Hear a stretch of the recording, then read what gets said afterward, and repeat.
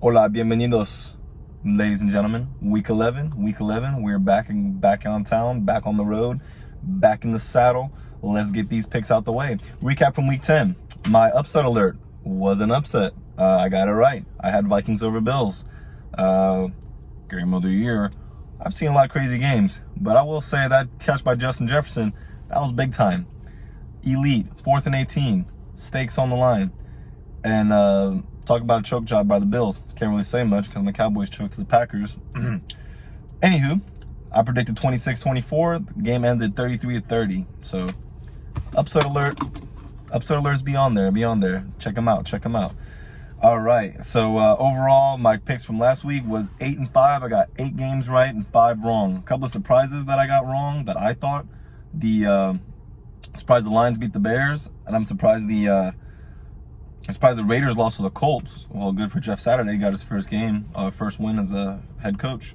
And what I'm happy about is the Cardinals over the Rams. D-Hop had 10 catches. AJ Green, a solid veteran, caught him a touchdown. Nice to see. And yeah, in that Vikings-Bills game, like the Bills couldn't stop the run. Well, they let one big run go, but yeah, it was just funny. I also predicted the Niners beating the Chargers on Sunday night. And had a feeling the Commanders were going to hand the Eagles their first loss, but I predicted Eagles, so obviously can't say I called it. But, Eagles are no longer undefeated. Now let's get on to Week 11. First matchup, Bears at Falcons. If you didn't catch Thursday Night Football yesterday, Titans beat the Packers 27-17. But yeah, let's go ahead and get it rolling with Sunday's games. The teams on bye week for Week 11 is Jacksonville, Seattle, Tampa Bay, and Miami. Miami 7-3. They're looking like the hottest team in the AFC West, which each team in that division is over 500. We'll get to that later. Bears at Falcons. So Falcons are 4-6. Bears came off of they're in close. They've been in feels like close games all year. I got the Bears winning. The Falcons looks like they need to make a change at quarterback soon.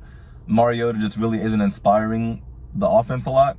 Defensively, they still have A.J. Terrell on IR. They're giving up a whole bunch of pass yards. That's been their issue in the last 2 years. So, I think the Bears can take advantage of this because they are going to try and run the ball. But, Fields has become a better, accurate passer and more confident. So, look for Fields to have a breakout passing game against Atlanta in the Dome. I got Bears winning 36, Atlanta 24.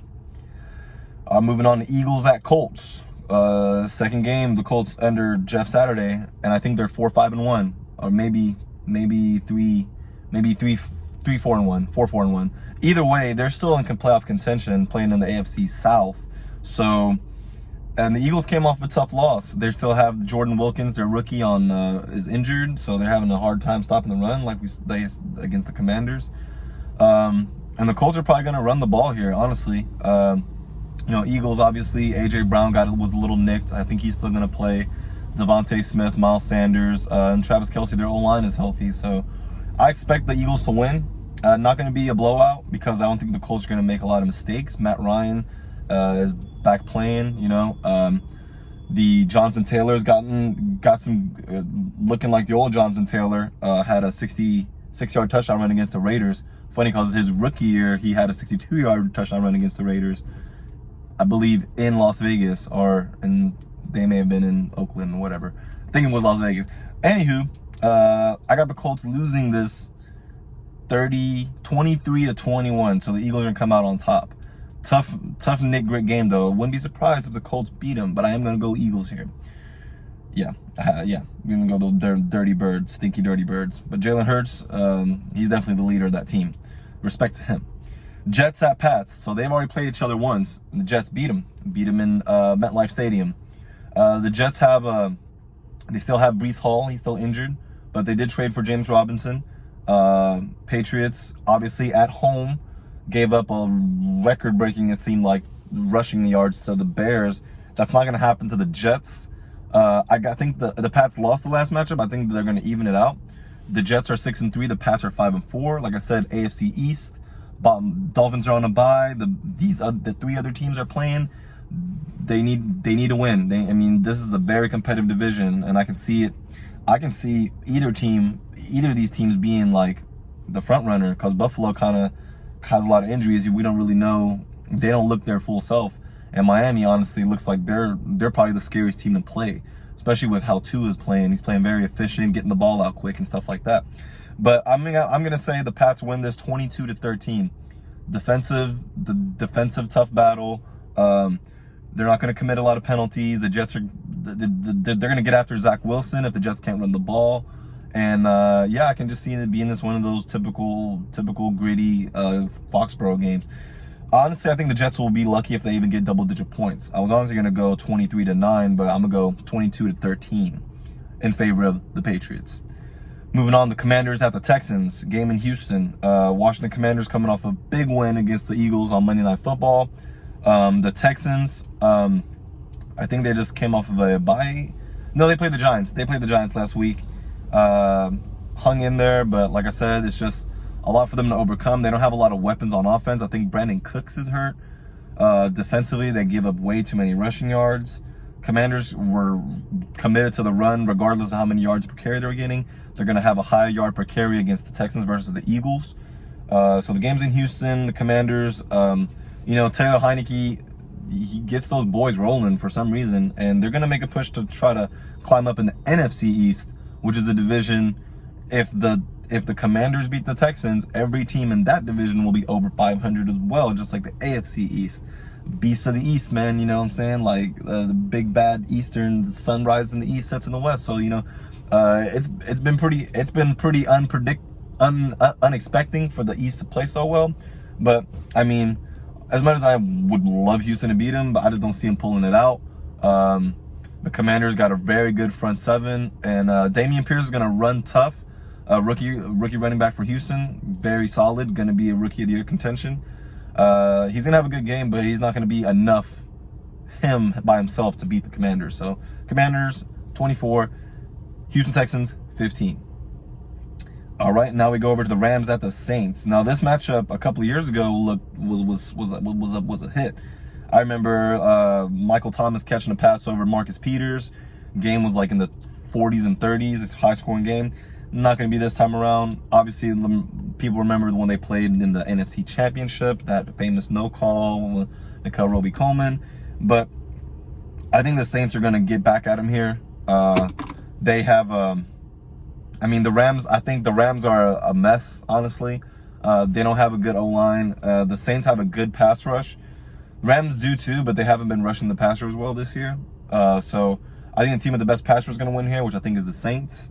I think, if they dial up plays with Taysom Hill and Andy Dalton doesn't really turn the ball over, you don't see the Saints losing at home a lot, which they've kind of been a disappointment. But either way, shouldn't be a tough challenge. Rams are going to come out and be competitive, but they traded all their stock away for the Super Bowl last year. So it's no surprise they're not playing that good. And the Saints, honestly, should come out with a win here, because they're needing to keep up in their division, which is pretty bad. NFC South, Bucks are on a bye. The Falcons and Panthers, I think they're tied with the Panthers and they're a game behind the Falcons. So they would benefit from a win right here. I got the Saints winning 30-20. Browns at Bills. So Buffalo is reeling, in my opinion. I watched that whole game against Minnesota. They were in control. They were up 27-10. Stephon Diggs, Gabe Davis, Devin Singletary running pretty hard. But they get away from the run for some reason in the second half. Josh Allen does too much when he doesn't need to do. Like, he does too much when it's not required of him. So he needs to get that straightened out, because the Browns, they don't have Deshaun Watson yet. He practiced. But the Browns are also a team that aren't as bad as their record is, I think. Their defense has surprisingly given up a lot of rush yards, but if the Bills don't run it and stick to the run in the second half, I could see the Browns upsetting them, because the game's in Orchard Park. It's in Buffalo. The news flash, the game's moved to Detroit, so it's going to be indoor, I believe, because it was a snowstorm. So this game could go either way. But I have picked the Bills to win. I expect Josh Allen to not make as many mistakes against a defense that's not as good as the Vikings, because they can't really stop the run that well. And they've kind of had leaks in their secondary. But Myles Garrett, if he's gonna pick a time to show out, now's a good time because they would benefit from a win right here. But I do have the Bills winning 32-27. Panthers at Ravens. So they're starting Baker Mayfield. PJ Walker has an ankle sprain, I believe. So they're starting Baker Mayfield. And I mean, not that that's saying much. I think their 1-2 punch is really what's going to keep the Panthers in this game, let alone give them a chance. Deontay Foreman and Chuba Hubbard. But like the Panthers have a solid defense, and then they're smart for not trading away Brian Burns, Jeremy Chin, a lot of their good young players for draft compensation. Because I mean, people say they trade away their whole team and tanking, but yet they're still in competition to win their division. And that loss to Atlanta a couple of weeks ago really hurt them. But no, the Ravens are probably the scariest team other than the Chiefs in the AFC, especially when they're clicking on all cylinders. I think Mark Andrews is going to play this game. Devin Duvernay is healthy. Gus Edwards, I think, is coming back. I don't know about J.K. Dobbins, but Gus Edwards. So Lamar Jackson's going to, could play his game, play the scheme, and it should be an easy win for them. A no win in the NFL is easy, but the Panthers here, I really don't think are going to do much unless they establish their running game against the Ravens front seven. They traded for Roquan Smith, so the Ravens front seven is a lot better now. And they've played a lot better in the last couple of weeks, other than the beginning of the season when they were blowing a lot of fourth quarter leads. So the Ravens, I think, are in their November December playoff hunt mentality mode. The Panthers are really just trying to get in here and disrupt them. I see the Ravens winning 34-18. Lions at the Giants. This game is in MetLife Stadium. This is actually going to be my upset of the week because the Lions, I didn't expect them to come back and beat Chicago. Chicago have had momentum from competing with the Dolphins, putting up a lot of yards against Dallas as well, and they lost that game by a point, and that was a divisional game. And the Bears are starting to rally behind Justin Fields now. I mean, once he figures out that he can't hold on the ball too long and take these shots, I think they're a good team. Defensively, they're not as good, but the Lions here against the Giants are going to run the ball, but the Lions defense has honestly been playing better. I mean, they gave up a lot of yards to Chicago, of course, but I don't see them giving up more than 150 yards rushing between Daniel Jones and Saquon Barkley. Now, if the Giants are smart, they're just going to run Saquon 25 plus times. And if they do this, they should win. But I don't know. I have a feeling about Detroit here for some reason. At the Giants, the Bills and Browns are playing in Detroit. So there's a game going on in Detroit that Detroit's not even a part of. So maybe they're like, there's a game in Detroit and a game for us that we're not in Detroit. So they're going to look at this like, we need to come out with a win. And they're in the hunt in the NFC North. Not in the hunt for the top spot, but, they no one's really dead yet. Still playoff picture's not shaping just yet. It's usually after week 12 and going into 13 where it starts to shape, and the teams in the hunt, where you see how far away they are. The Lions will be one of those teams in the hunt if they can get a win here against the Giants. Both teams are in the NFC. Giants have played very good, been very underrated, but I think this can be an upset right here. I just have a feeling the teams from the East teams are playing against them a lot harder. So I got the Lions here coming out with the surprise victory, 28-27. Broncos at Raiders.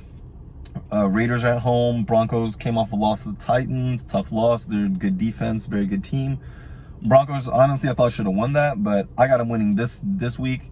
This is not really an exciting matchup. I mean, both these rivalries, they don't like each other, so it should be a lot of penalties, a lot of sloppy play, I believe.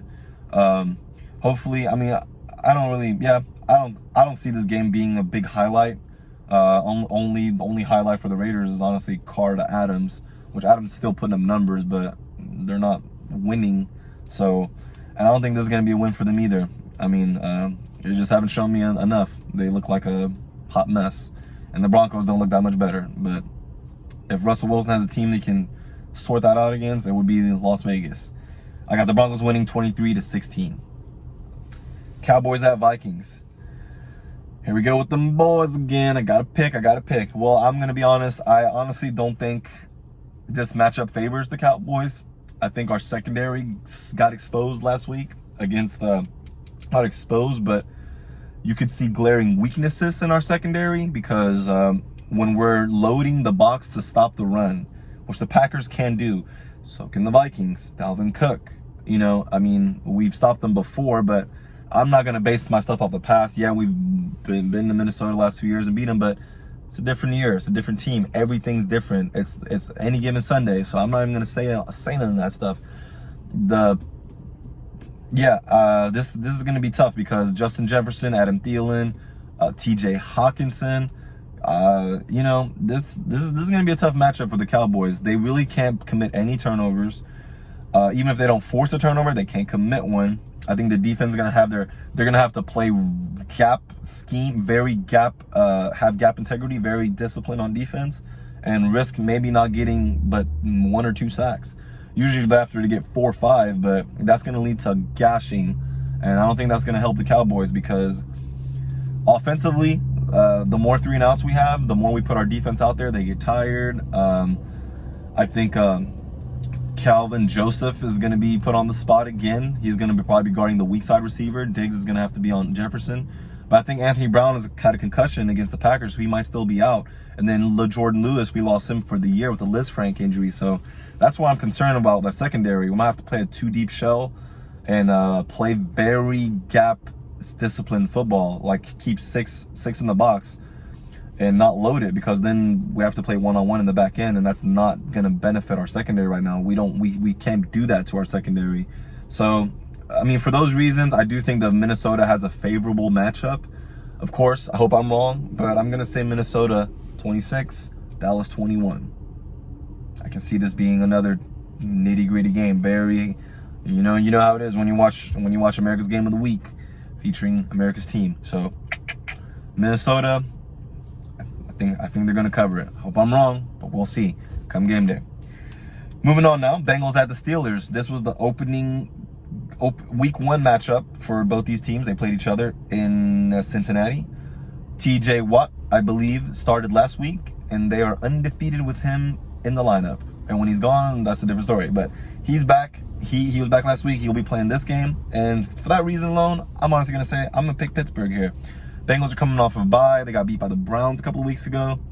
They're 5-4. They're not out of the playoff picture. Jamar Chase is injured. He's definitely the guy they need in the lineup to have a chance, unless Joe Mixon is the focal point of the offense, which I think he is. But I think the Steelers' rush defense is not going to let him do anything. So Joe Burrow is going to have to drop back and pass. Yeah, I can see the Steelers neutralizing them. I picked it a high-scoring game, which now that I'm talking about it, I don't think it is going to be, but I'm going to stick with it.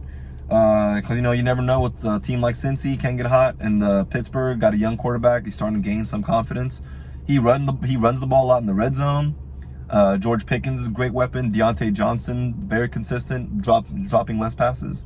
They traded away Claypool, and I think their offense has been better, honestly. They just need to get their offensive line going. I don't know about Najee Harris's status. I think he got injured in the game last week, but I think they'll be okay. And I'm going to go 31-25 in favor of Pittsburgh in the Steel City. Heinz, I love that ketchup color, ketchup. Okay, Chiefs at Chargers.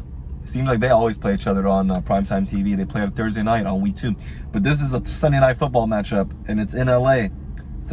I think for some reason, the Chargers always play the Chiefs very, very competitive and very good in the first half. And then the second half, it seems like they just let it slip away, and the Chiefs just do their magic, rally behind, Mahomes, and they really just come out on top. And I honestly see this being similar. Except that I think the Chiefs are going to be in control most of the game too. They have a very good running game. They're involving Juju Smith-Schuster. They traded for Kadarius Toney. They're already featuring him a lot in the offense. Mahomes, Andy Reid, Eric Bieniemy. I don't bet against these guys. I mean, and the Chargers, their coach goes for it so much on 4th down. Austin Eckler is their main weapon, who is very good and versatile, but I mean, he's not going to be the one to carry the ball 20 to 25 times a game. Now, he'll get a lot of touches catching the ball at the backfield, but that's going to be very hard to have success with in the red zone, especially against a good red zone team. I think Nick Bolton, like I said, is the most underrated linebacker in football, and he's on the Chiefs. And their pass rush is starting to pick it up too. So Chiefs are scary, even though when they're not playing at Arrowhead. I got them winning, beating the Chargers on Sunday Night Football.